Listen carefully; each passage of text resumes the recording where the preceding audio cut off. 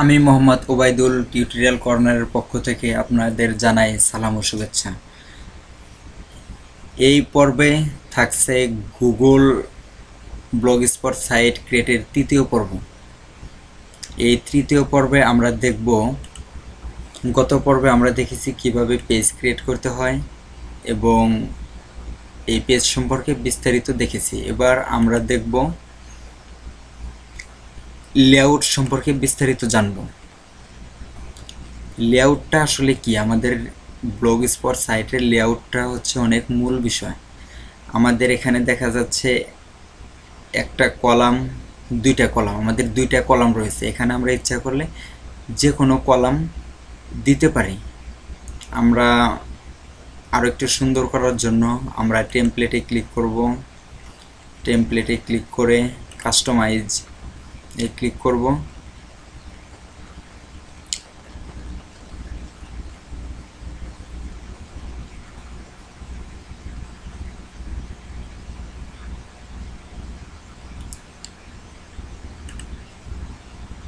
তারপর আমরা ক্লিক করব লেআউট, আমাদের সাইটের লেআউটটা করতে গেলে আমরা চাচ্ছি যে আমাদের দুইটা কলাম থাকবে।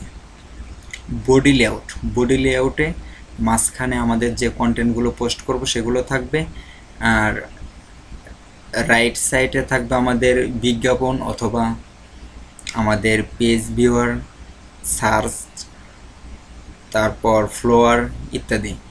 আর বাম সাইডে থাকবে আমাদের ক্যাটাগরি, ফ্লোয়ার ইত্যাদি।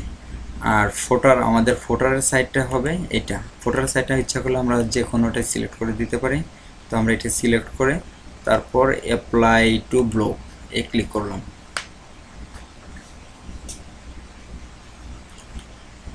ওকে, সেভ হয়ে গেছে। ব্যাক টু ব্লগার, আমরা ব্যাক টু ব্লগারের বাটনে প্রেস করে ব্যাক টু ব্লগারে চলে এসেছি। এখন আমরা দেখব লেআউটটা দেখলে আমরা দেখতে পাবো লেআউটটা কিন্তু আগের মতো নেই। এখন আমাদের তিনটা কলামে পরিণত হয়েছে। এখন এখান থেকে আমি এইখানে ক্যাটাগরিটা যোগ করব।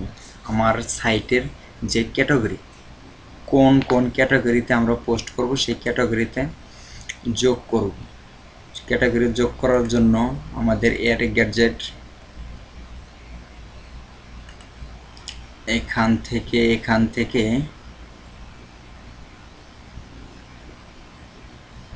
লেবেল, আমাদের লেবেল নামের যে বাটনটা রয়েছে সেখানে প্লাস চিহ্ন ক্লিক করতে হবে। তারপর আমাদের লেবেলের টাইটেল, আমাদের যেহেতু লেবেল থাকবে না, আমাদের থাকবে ক্যাটাগরি।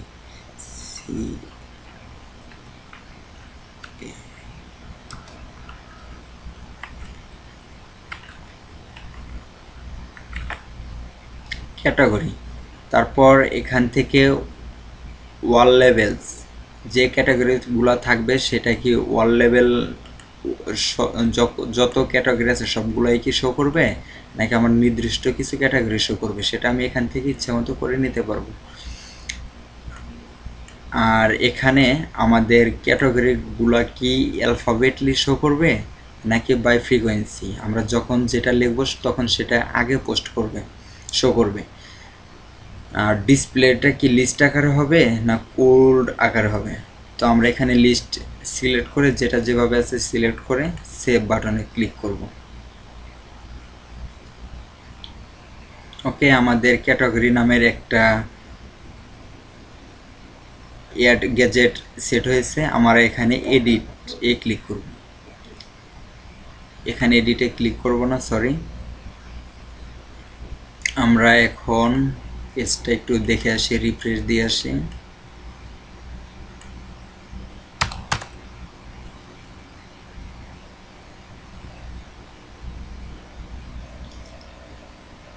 আমরা এখানে বায়ার চিপ দেখতে পাচ্ছি, এর উপরে আমাদের ক্যাটাগরি চলে আসবে।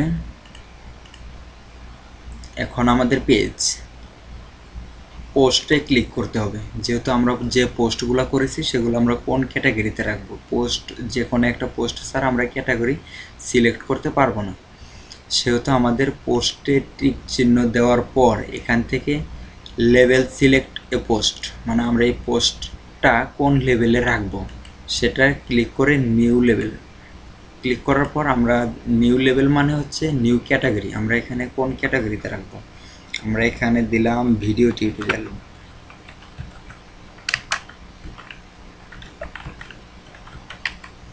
ভিডিও টিউটোরিয়াল নামে আমরা একটা ক্যাটাগরি সিলেক্ট করলাম, তারপর ওকে সেভিং। ওকে, আমাদের ভিডিও টিউটোরিয়াল নামের একটা ক্যাটাগরি হয়ে গেছে। এবার আমরা একটু পেজটা রিফ্রেশ দিয়ে দেখে আসি। হ্যাঁ, চলে এসেছে।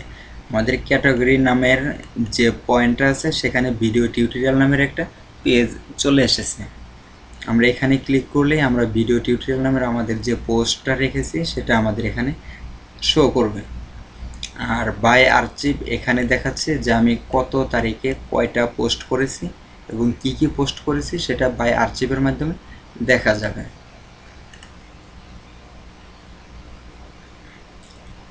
সো এখন আমরা দেখব পেজ দেখানো হয়ে গেছে। হ্যাঁ, আর একটা কথা, আমরা এখানে যে ক্যাটাগরিটা ভিডিও টিউটোরিয়াল নামের যে ক্যাটাগরিটা করেছি, আমাদের ভিডিও টিউটোরিয়াল নামের উপরে আমরা পেজও নিতে পারবো এবং উপরের পেজটাকে আমরা লিঙ্কের সাথে সংযুক্ত করে দিতে পারবো। যে কোনো লিঙ্কের সাথে উপরে একটা পেজ নিয়ে যে কোনো লিঙ্কের সাথে সংযোগ করে দিতে পারবো। এখানে যে টিউটোরিয়াল নামের পেজটা রয়েছে সেখানে কিন্তু আমাদের অনেক কিছু লিখতে হয়েছে। আমরা এগুলো না লিখে আমরা যদি চাই সরাসরি কোনো একটা পেজের সাথে যুক্ত হবে, সেক্ষেত্রে আমাদেরকে যে কোনো একটা পেজের লিঙ্ক যুক্ত করে দিতে হবে। তো আমরা ভিডিও টিউটোরিয়াল নামের এখানে একটা পেজ ক্রিয়েট করব। ভিডিও টিউটোরিয়াল নামে একটা পেজ ক্রিয়েট করার জন্য আমাদের এখান থেকে যেতে হবে লেআউটে পেজ থেকে এখানে টাইটেল আমাদের দিতে হবে ভিডিও টিউটোরিয়াল।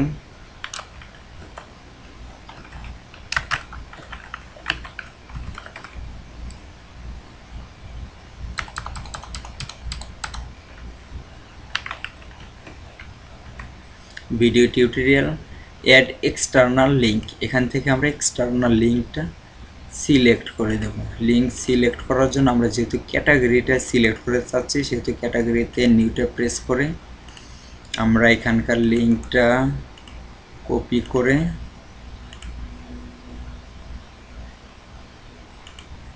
নিয়ে এখানে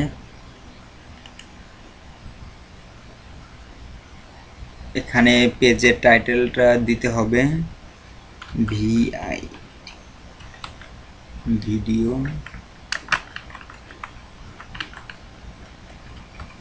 টিউটোরিয়াল। তারপর আমাদের যে লিঙ্কটা কপি করে এনেছি এখানে Ctrl+V চেপে পেস্ট করে দিতে হবে সেভ লিঙ্ক। এখন আমাদের এই লিঙ্কের ভিডিও টিউটোরিয়াল নামের একটা পেজ ক্রিয়েট হয়ে গেছে। এখন আমরা সেভ বাটনে প্রেস করব। সেভ বাটনে ক্লিক করার পর এখানে লেখা আসছে চেঞ্জড অ্যান্ড সেভড।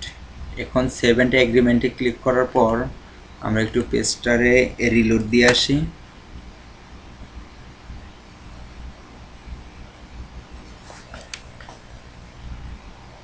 হ্যাঁ, আমাদের এখানে ভিডিও টিউটোরিয়াল নামের নতুন একটা পেজ ক্রিয়েট হয়ে গেছে। এখন আমরা এই ভিডিও টিউটোরিয়াল ক্যাটাগরিতে যে যত পোস্ট আমরা এই ক্যাটাগরিতে রাখবো সেই পোস্টগুলো আমাদের এখন ভিডিও টিউটোরিয়াল নামের পেজেও অটোমেটিক চলে আসবে। আমাদের ভিডিও টিউটোরিয়াল নামের পেজে ক্লিক করলেও আমরা সেই পোস্টগুলো দেখতে পাবো। এভাবে আপনারা অসংখ্য পেজ যুক্ত করতে পারবেন। এবার দেখব আমরা এখান থেকে এখানে যেহেতু সার্চ বাটন যোগ করতে হবে অ্যাড এ গ্যাডজেট, তারপর আমাদের কি কি যোগ করতে পারি আমরা পপুলার পোস্ট, আমাদের পপুলার পোস্ট এখানে যোগ করে নিলে আমাদের পোস্টগুলো যে দেব সেটা পপুলারগুলো আমাদের লিস্ট আকারে থাকবে। এটা যোগ করে নিলাম, এখানে চলে এসেছে পপুলার পোস্ট। আবার আমরা অ্যাড এ গ্যাডজেট আরও দেখি কি কি আমরা যোগ করতে পারি। গুগল ট্রান্সলেট পপুলার পোস্ট যোগ করে ফেলেছি, পেজ দরকার নেই। অ্যাডসেন্স, আমরা যখন ইনকামের দিকে যাব গুগল অ্যাডসেন্স প্রয়োগ করব তখন আমাদের অ্যাডসেন্সের বাটনটা লাগবে। সো আমাদের এখন দরকার নেই। এখান থেকে video bar, list, table, logo,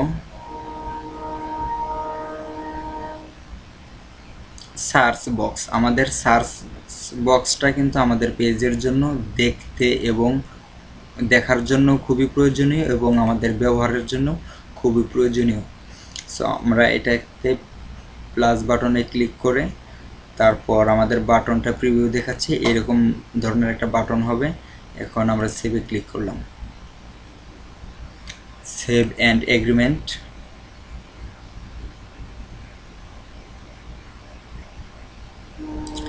এখন আমরা দেখতে পাচ্ছি সার্চ দিস ব্লগ প্রথমে, তারপর থাকবে পপুলার পোস্ট, তারপর অ্যাবাউট মি। ওকে, সেভ অ্যারেঞ্জমেন্টে ক্লিক করার পর আমরা একটু পেজটারে রিলোড দিয়ে আসি।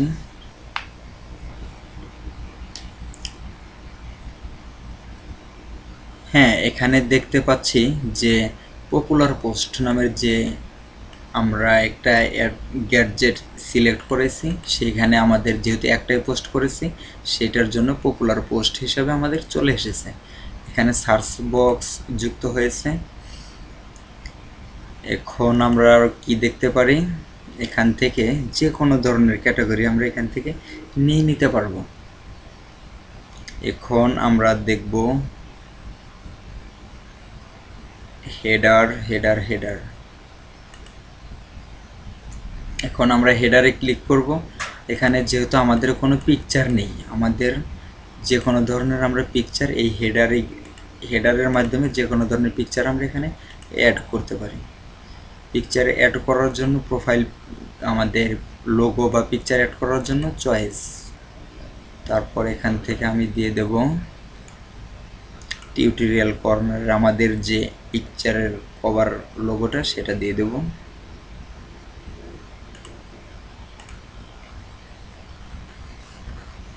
কিছুক্ষণের মধ্যে আমাদের লোগোটা চলে আসবে। ব্যানারটা, আমাদের যে ব্যানারটা চলে আসবে, আমাদের ব্যানারটা এখান থেকে আমরা ইচ্ছা করলে এটা রিমুভ করে দিতে পারবো। সো আমরা সেভ বাটনে ক্লিক করলাম।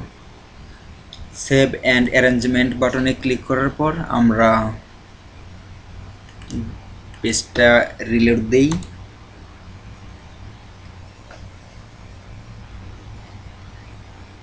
হ্যাঁ, এখানে দেখতে পাচ্ছি যে আমাদের ব্যানারটা চলে এসেছে, কিন্তু আমাদের ব্যানারটা সাইজ বড় হওয়ার কারণে, আমাদের যে মাপের টেবিলটা নিয়েছি সেটার বড় হওয়ার কারণে আমাদের ব্যানারটা বাহিরে চলে গেছে। সো আমরা যখন ব্যানার ক্রিয়েট করব, ব্যানার যখন ফটোশপ দিয়ে বা ইলাস্ট্রেটর দিয়ে যখন আমরা ব্যানার ক্রিয়েট করব তখন আমরা মাপ অনুযায়ী ক্রিয়েট করব।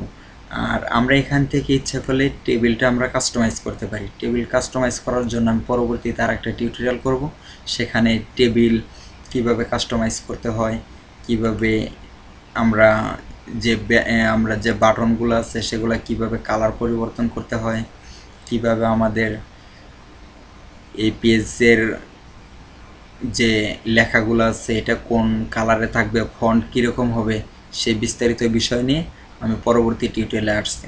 ধন্যবাদ সবাইকে সাথে থাকার জন্য।